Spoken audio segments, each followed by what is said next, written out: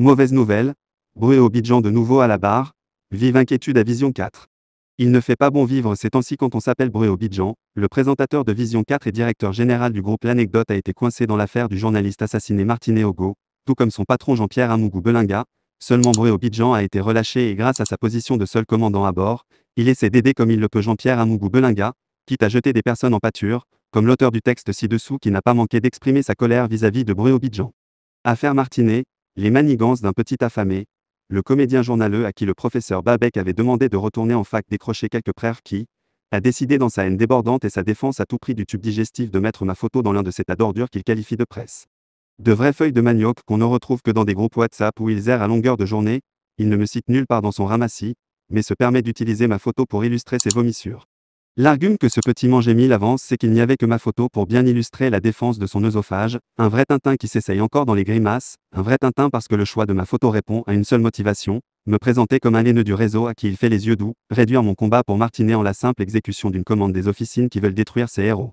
Cher aîné et son bas Timothée, arrêtez de m'associer à votre journalisme de petit mendiant, je suis plus violent que vous, si Yaoundé 2 ne vous a pas souri, trouvez-vous un job plus noble, donc moins ridicule. Si vous voulez plaire à Jean-Pierre Amougou Belinga, faites-le sans essayer de me jeter en pâture. Vous ne me citez nulle part dans vos racontages de sous-quartier, mais curieusement, ma photo se trouve en vedette pour insinuer malhonnêtement que je suis concerné par vos histoires à dormir debout. C'est encore quelle marque de journalisme ça? Celle du tube digestif? On vous aura dit que le PDG d'Equinox distribue de l'argent et vous vous êtes dit qu'il est temps, pour vous d'aller aussi gratter votre part? La misère, et le petit villageois n'a même pas le courage de signer ses inepties. À ce que je sache, depuis le début, j'ai une seule question. Qui a tué Martinet? C'est tout, et cette question, je l'adresse à une seule personne, celui qui a pris librement l'engagement en 2018 de continuer à diriger le pays malgré ses incapacités et le bilan foireux de ses 40 ans de règne sans partage.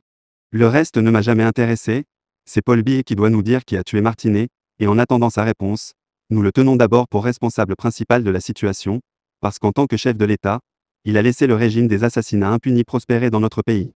Je puis vous rassurer que l'insertion de mon image dans votre brouillon de journal ne vous procurera aucun revenu. Vous récolterez plutôt le karma. Je sais être sauvage, hein? Pauvre type. Texte signé par Aristide M et relayé par le journaliste Rémy Ngono. L'auteur de la sortie virulente accuse Bruno Abidjan de diffamation et propos mensongers, un délit puni par la loi camerounaise.